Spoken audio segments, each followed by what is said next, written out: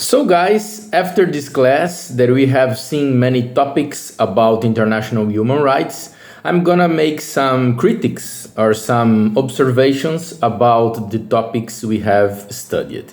So, we have seen that international law system cover many different subjects, and we have a very advanced body of laws. We have laws for civil rights, for collective rights, for indigenous people, for women, and for different groups that are covered by these laws. There are some exceptions, for example, the rights for gay people, we still don't have because of political reasons. It's a very delicate topic, but we can say that until today, we have a good development in human rights. The problem of the international system on human rights is enforcement.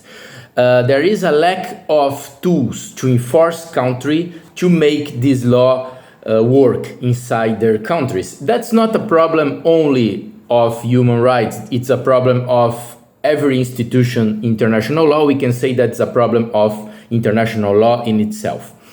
However, we have seen some developments in the last years that some institutions, they make conditions for countries to access the benefits they offer since they comply with human rights. For example, World Trade Organization is developing tools that countries can reach facilities on trade liberalization just if they follow correctly labor rights, gender equality, and other kinds of laws.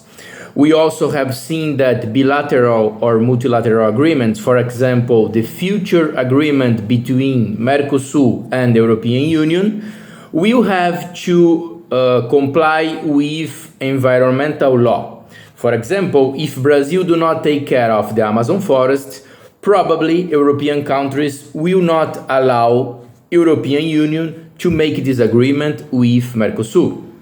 We also see some institutions as World Bank saying that if a country, for example, still have slaves or slavery inside this country, it cannot have access for financial lines from World Bank.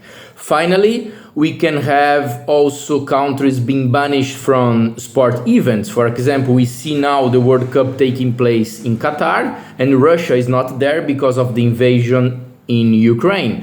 In the 90s, we had seen South Africa, because of apartheid, being out of some sport events, for example, football and Formula One. So in the end, we have a lack of enforcement, but some steps have been taken by this institution to enforce countries to comply with human rights in many different fields of human rights. Thank you very much.